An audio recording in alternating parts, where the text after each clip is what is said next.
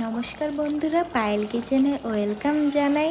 আর এই বৃষ্টির দিনে তো তেলে ভাজা জিনিস আমরা সকলেই খুব পছন্দ করি। আর এই তেলে ভাজার মধ্যে যদি থাকে লুচি আর মাংস তাহলে তো জমেই যায়। তাহলে চলুন মুরগির মাংসর জন্য মশলাটা তৈরি করে নিই। তার জন্য আমি রসুন, আদা, শুকনো লঙ্কা আর জিরের একটা পেস্ট বানিয়ে নেব।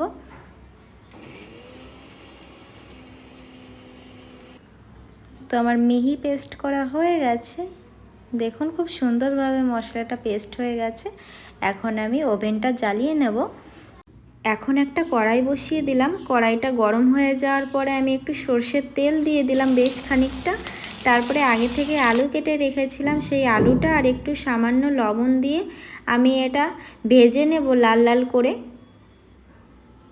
উল্টে পাল্টে ভেজে নেব। আলুগুলো ভাজা হয়ে গেছে, এখন আলুগুলো ছাঁকনি দিয়ে ভালো করে ছেঁকে নেব। এই পর্যায়ে তেলের উপরে আমি একটু জিরে আর দুটো তেজপাতা দিয়ে দিলাম। এটা হালকা ফ্লেভার আসা পর্যন্ত আমি ভেজে নেব। আর এখানে পেঁয়াজ কুচি দিয়ে দিচ্ছি, পেঁয়াজ কুচিটাও আমি গোল্ডেন ব্রাউন করে ভেজে নেব। পেঁয়াজ কুচিটা কিন্তু আমার ভাজা হয়ে গেছে। এই পর্যায়ে এখন আমি মশলাটা দিয়ে দেব। এখন আমি মশলাটা কষিয়ে নেব যতক্ষণ না মশলা থেকে তেল ছাড়ছে। এখন আমি স্বাদ মতো লবণ দিয়ে দিলাম আর পরিমাণ মতো হলুদ দিয়ে দিলাম।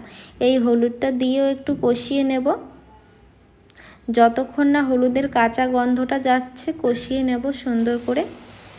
তো মশলাটা যদি পোড়া না লেগে যায় তার জন্য আমি মশলা ধোয়া জল একটু দিয়ে দিলাম, এটা দিয়েও কষিয়ে নেব। আমার চিকেনের মশলা থেকে কিন্তু তেল ছেড়ে দিয়েছে। এই পর্যায়ে আমি চিকেনগুলো দিয়ে দিলাম। চিকেনগুলো দিয়ে কিন্তু আমি অনেকটা টাইম ধরে কষিয়ে নেব।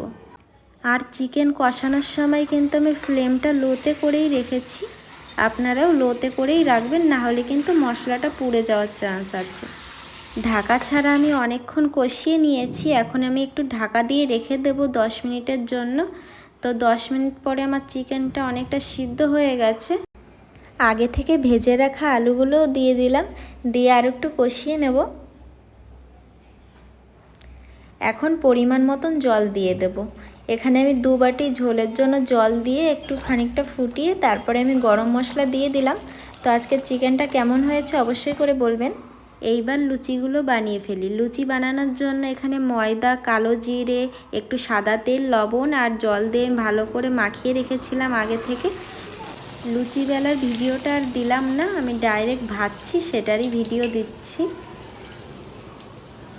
তো দেখুন বন্ধুরা, আমার লুচিগুলো কত সুন্দর ফুলেছে। আর আমার মনে হয় যারা এই রান্না বান্না করতে ভালোবাসেন তাদের এই লুচি বা মালপোয়া, পিঠে, যে কোনো জিনিস এইরকম যদি সুন্দর সুন্দর ফুলে যায় না, তার থেকে শান্তির বোধহয় আর কিচ্ছু নেই। আমার খাওয়ার থেকে বেশি এই লুচি ফুললে পরে আমার বেশি ভালো লাগে। মানে খাওয়ার যে টেস্ট, তার থেকে এই লুচি ফোলার টেস্টটা আমার কাছে আরও বেশি ভালো লাগে। তো আমি ভালো করে লুচিগুলো ভেজে নিচ্ছি, একটু লাল লাল করেই ভাজছি, আমার ভালো লাগে।